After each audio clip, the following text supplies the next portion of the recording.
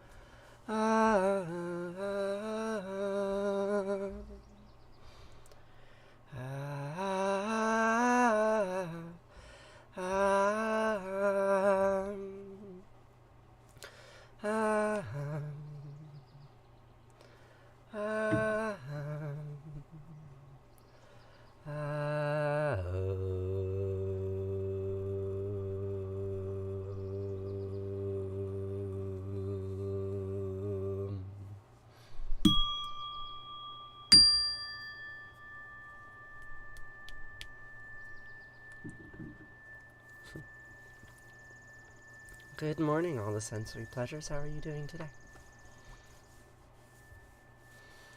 So we will start this morning, as we do, with some very old words from the book of Deuteronomy, written about 3,000 years ago, maybe 2,000 years ago, maybe somewhere between 3 and 2,000 years ago, something like that. They go like this. Shema Yisrael Asher Eloheinu Yahweh Echad.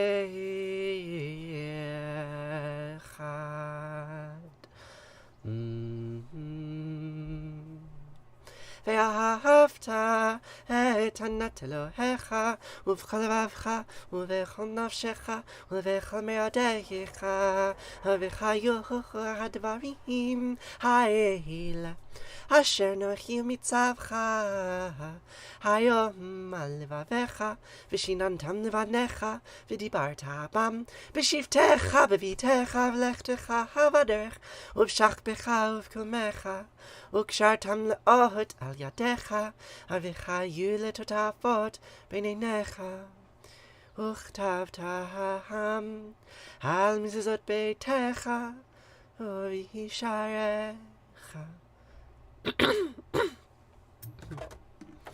וחיה כי הביאך אלוהיך אל הארץ אשר נשבע לאבותיך לאברהם ליצחק וליעקב לתת לך ערים גדולות וטובות אשר לא בנית ובתים מלאים כל טובה אשר למילאת וברות הצווים אשר לא הסתת כערים וזיתים אשר לא נתת והלכת ושבת הישמר לך פן תשכח את יהוה אשר תישך מארץ מצרים מבית עבדים.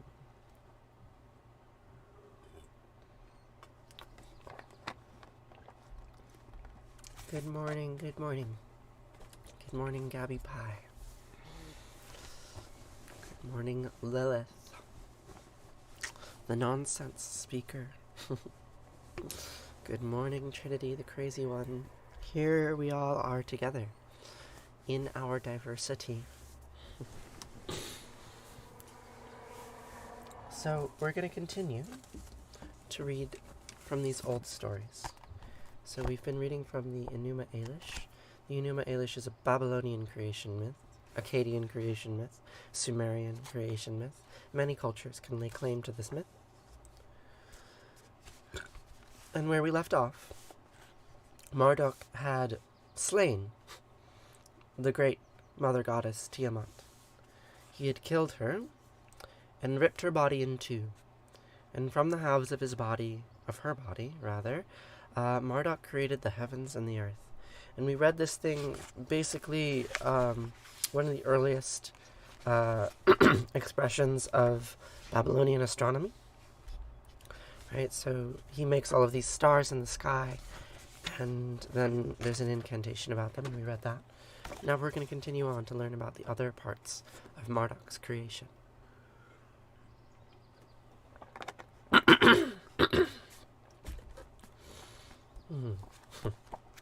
You know, the best way to get rid of trolls is to bore them. It's also the best way to get rid of an audience wholesale. But nonetheless, I read this book because I don't find it boring. I find it very interesting. Marduk collected together all of the dribble that had spilled. He collected it into clusters and made the scurrying clouds, giving rise to the winds and making it a source for the rains. By gathering together her venom, he caused the mists to swell. These he managed himself to be controlled by his own hand. He set her head out and heaped up deep mounds of terrain, severing open, bursting springs from which streams poured. He made the Tigris and Euphrates rivers pour from her eyes, sealed up her nostrils so that the baleful river would not flow. He gathered together from her udder the treeless mountains, and drilled out holes so as to drain away the stagnant waters. Spanned her tail across, fixing it fast to tie up the heavens, and established the waters of the Apsu underneath his feet. Then he placed her thigh so as to bolster up the sky's vault. Half of her body was used to make the sky, half the earth. He twirled the creation so that the insides of Tiamat spun. He spread out his net so that it spanned the entire world, then fixed its endpoints to places upon heaven and earth, binding them with knots after looping them around pillars. Then, after he had set forth religion, designating its rituals, very quickly he just set forth religion there. Then, after he had set forth religion, designating its rituals, he then tossed down the reins, which were taken up by Ea. He then took up the tablet of fate that Kingu had taken, and he delivered it to Ea to be used at the initial reading. Then the prisoners of war which he'd shackled were rank-ordered, and he marched them in enslavement before his forebears. As for the 11 demons Tiamat had spawned, he took them, destroyed their arms, and had them bound beneath his feet. Then he had pictures made of them fixed at Apsu's gate. Let these be an indication that are recalled in future years, Marduk proclaimed.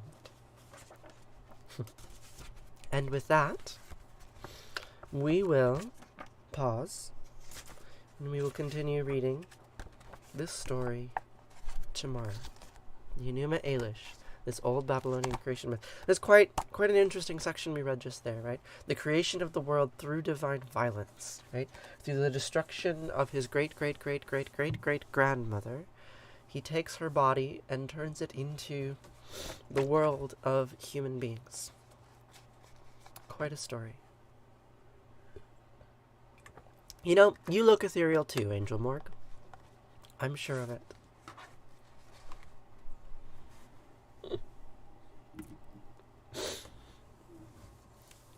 Good morning, Katie. I've missed you too. How are you doing this morning? What are you up to today? Like the Greek gods. Yes, there are stories pretty similar to the Enuma Elish in the Greek tradition.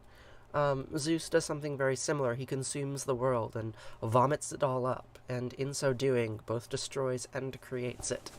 Right? It's an old motif. I think it's an important one. Good morning, Jessica. Good morning, Yasser. I'm doing pretty well. How about Athena? What about Athena?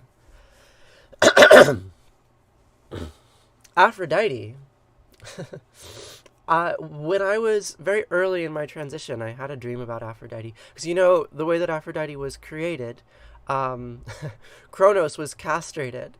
Was it Kronos? Maybe it was Uranos. I can't remember the lineage of all these gods. But one of these divine father figures had his balls chopped off and thrown into the sea. And Aphrodite emerges from the foam of the fluids of the severed testicles. And if that isn't a story about gender transition, I don't know what is. Thank you, Zari. I had a lot of fun putting on this makeup today. I'm pleased with it. Right, it's not the kind of thing that I could wear outside of TikTok. Right, like it's a bit clownish. But here we are, right, in this little video box, where symbols and color and over-the-top expressions of selfhood are appropriate.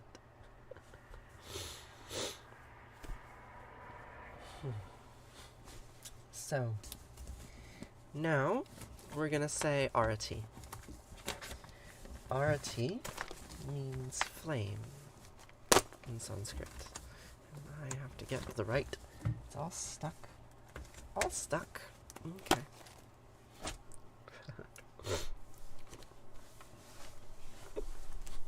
Thank you, Jessica. You know, there's more paradoxes in that comment there than you might think. Whatever makes me happy and whatever makes me me. Like, fundamentally, quite deeply, I don't believe that I am anything independently, right? Like, I'm a socialized being. I exist in a social state. And my perceptions of myself are deeply, deeply, inexorably connected to the perceptions of those people around me, right? My gender is created by all of you. And of course, right, like, it also comes from within, but there's this dialectic, right? This, like, the inside and the outside, they're fused together. Yeah, so, like, the makeup I wear is exceptionally performative.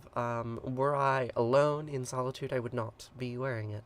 But that doesn't mean I don't find it internally satisfying. God, being a human is very complicated. You're from Colombia. I have some friends in Medellin. I would love to visit Colombia one day.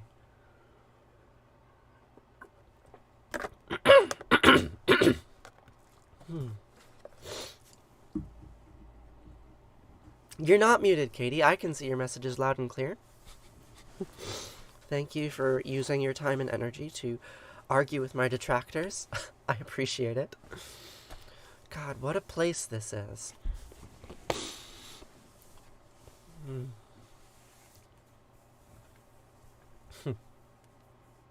Good morning, Rachie. So we're going to say Arati. The word Arati means flame. Here we have our little ritual flame, right? And I like saying Arati after reading from the Enuma Elish because I think it gives context, right? So we were reading in the Enuma Elish a bunch of names of gods, right? Names of gods that you probably have never heard of before or haven't heard of outside of this particular context before, right? And humans for 10,000 years, 100,000 years, have been contriving names for these ephemeral experiences that we have. And the names are very diverse, and we can often get bent out of shape because of their differences. But what I like about Arati, this prayer that we're about to say, is that it emphasizes that despite all of the differences in syllables, they all are connected by the same core root, which is Arati, light, right? We are made of light. The universe is made of light. We all come from light. And eventually that is where we will all return. So, Arati. You're in Bogota. Bogota's in the mountains, and it's cooler. I'm sure it's not as cold as where I am. Good morning, Courtney. How are you? It's been a few days since I've seen you. I hope you're well. Thank you, Vocaloid Witch.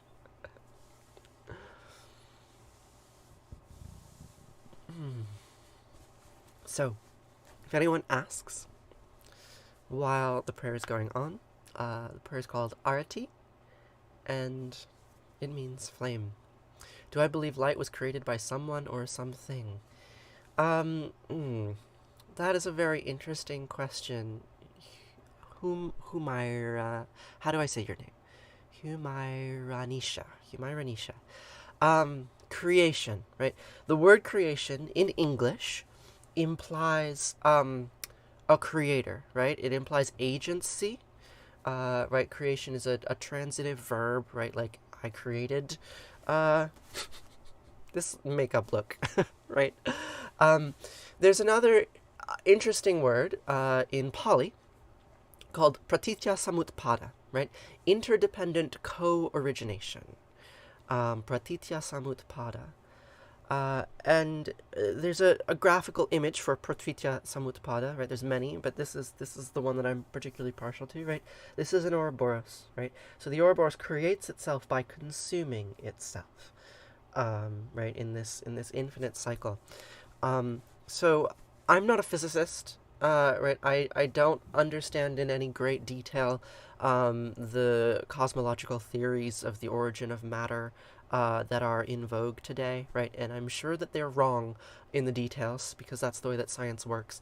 But we do see something similar of this principle in cosmology, right? Pratitya samutpada, interdependent co-origination, which basically says that when matter gets created, it gets created in pairs, right? So there's matter and there's antimatter that get created together. So, do I believe that light was created by something or someone? Not in that construction, right? I don't think the word creation it just has too much baggage, too much theistic baggage, right? Maybe it would be more appropriate to say that I think light emerged, right? The universe emerged, and it emerged with its opposite, whatever that might mean, right? And I can't actually specify what that means. But basically, I don't think that existence requires some sort of external agency outside of existence to make it, right? Like, that actually feels more paradoxical than to say that the universe is actually just a cosmic Ouroboros. Right? Yes, sorry, right? Ouroboros circles infinite, right? Like, you don't actually, like, we get tied up in knots, like, thinking, well, if all of this exists, something must have made it. But I don't think that necessarily holds, right? Because then you just get this infinite regress of, like, well, who made the maker, right? So at some point you have to sort of, like, recognize that paradox and be like, okay, like, the thing emerges out of itself, and it does so by differentiating into halves, right? Into hot and cold, and light and dark, right? Like, light emerged when darkness emerged, and before there was either, there was neither. So, that's my cosmology lesson for you, right? Like, I try to avoid theism in my creation stories, even as I read all of these deeply theistic creation stories to you. Because they all can tell us something.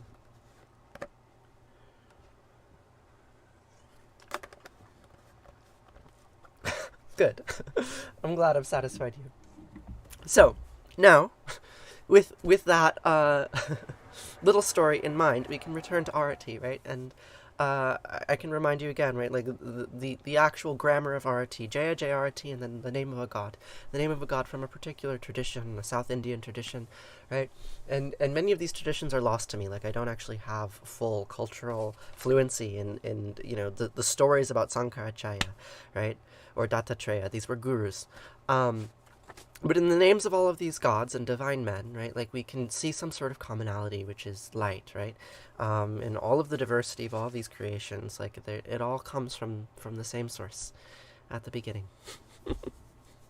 So, with that, we'll say Arati. Arati goes like this.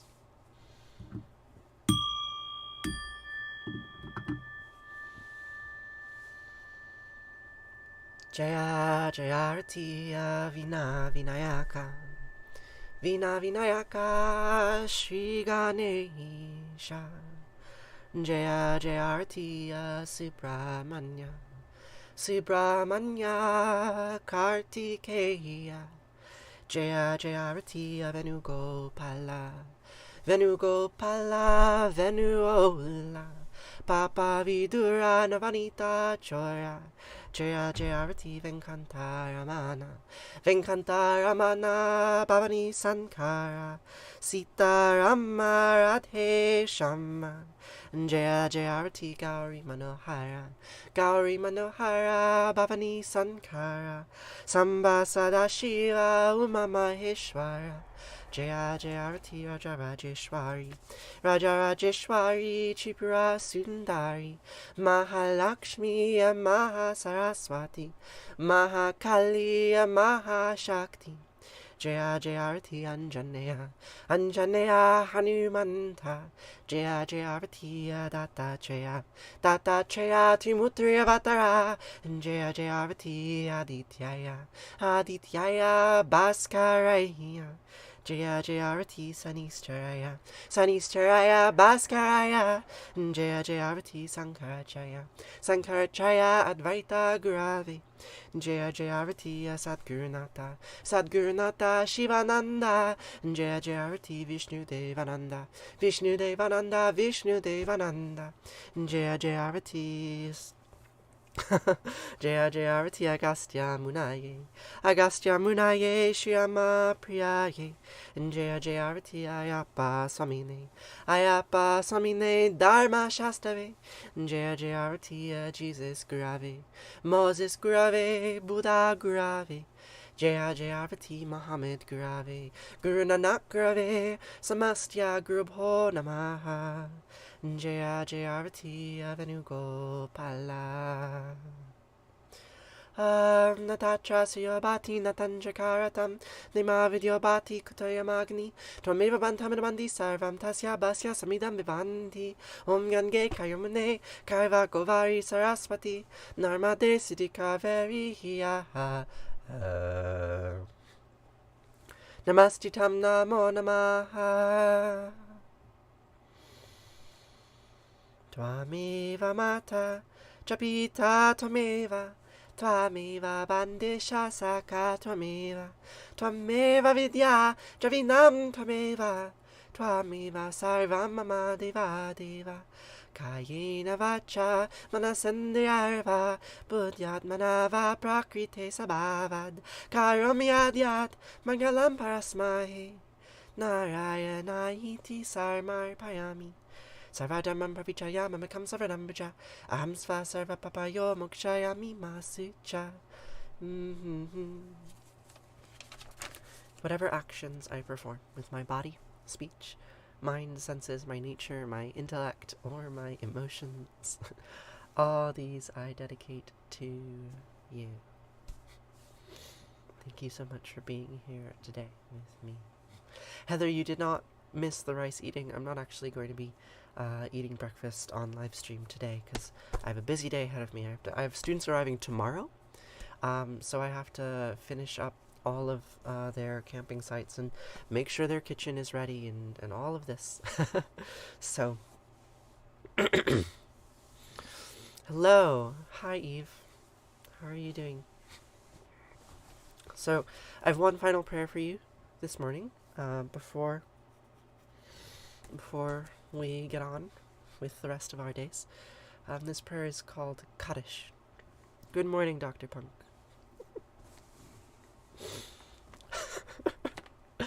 I mean, yes. I mean, there's this ironic thing that, like, I'm very aware numerically that rice eating is people's favorite part of the show. And sometimes that gives me pause. It makes me think I should design a better show. But like, there's always more people here at the end when I'm eating breakfast than when I'm saying prayers. I think because prayers are not in English, right? And I can only communicate with you in English, and the way that you have a good interactive live stream is by interacting, right? Communicating, answering questions, talking. And when I'm saying prayers, there are long spaces of time that I can't answer your questions, that I can't interact with you directly or acknowledge you. And when I'm not acknowledging people, people leave, because that's the way the attention game works. And sometimes I feel sad to be caught up in this, like, very cutthroat attention game. But, you know, it is what it is. I say these rituals because I say them, because I want to say them. And even if they're not the most interesting, the people who enjoy them are worth keeping around. Dr. Punk, I didn't realize that you grew up Mormon. That's very interesting. I imagine you have some childhood exposures and childhood memories that are very different from mine. Mormonism is such an interesting religion. I wish I knew more about it. In any case, now we're going to say Kaddish. And the word Kaddish means holy in Hebrew. And if we reach back into ancient time, we find that a very similar word was used to name the goddess. This is Katesh. Right? And I love this picture because it's one of the more erotic ancient images that I'm aware of, right? She rides a lion, she holds snakes, and there are these two Egyptian gods to her left and right, and one of them is very clearly turned on. Katesh, right? And so in the Torah, you also see this word being referred to prostitutes, right? Kedisha. Temple priestesses and prostitutes had the same name. After a few watches, even if it's not in English, you understand the intention of the prayer. Yes, I think so, right? Like, I think that there's quite a lot of meaning in using dead languages, holy languages, right? Languages that very few people understand. Not that Sanskrit or Hebrew are actually dead, right? But, like, there's a way in which emotion can come through, right? You don't get so caught up in the grammar. Instead, you can holistically hear the entire meaning of the prayer. So for that reason, I really do appreciate not praying in a language where I understand the syntax. I think it allows different meanings to come through.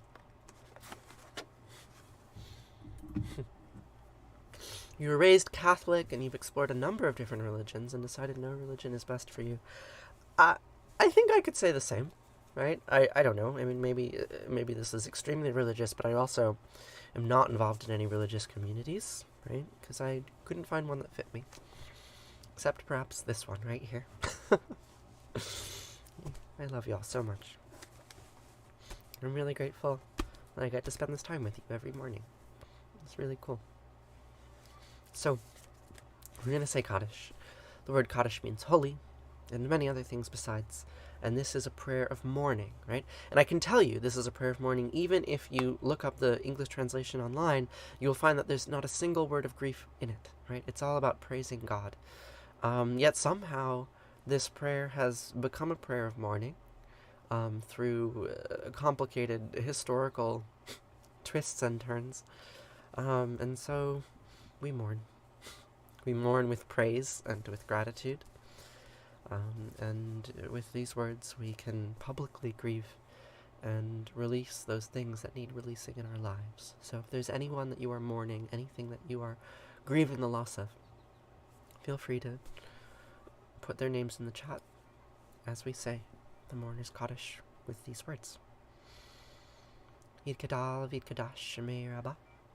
Biama divrach yute viam lichmal hute b'chayachonu v'yomechonu v'chaye de kol beit Yisrael b'galau b'zman kari v'imru. Amen. Yehi Shemei Rabba mevarach li'alam omei omaya yitbarach v'ishtabach v'itba'ar v'irmam v'itnaseh v'itadar v'talei v'talal Shemei de kudisha b'richu le'ela min kol birchata v'shirata tush birchata v'nechemata diamiran biama v'imru. Amen. Yehi Shlamar Rabba min Shemaya v'chayim aleinu v'yachol Yisrael v'imru. Amen. Oseh shalom b'mirmav. Huya aseh shalom. Aleinu v'yachol Yisrael v'imru. Amen. Oseh shalom b'mirmav. Huya aseh shalom aleinu v'yachol Yisrael v'imru. V'imru. Amen. Thank you for joining me. Thank you for grieving with me. And I'll be here tomorrow to say these words once more. And until then, I hope you have a very lovely day.